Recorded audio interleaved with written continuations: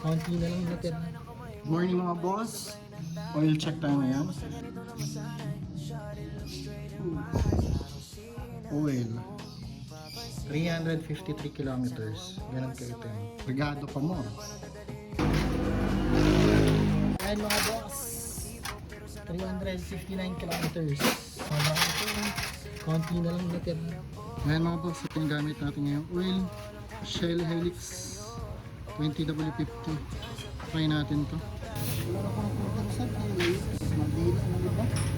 So yun mga boss, napa-change oil na natin.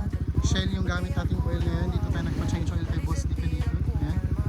So try muna natin kung ilang kilometers abutin tong Shell na to. So try muna tayo ng oil. Sobrang init na makina eh. Let's go!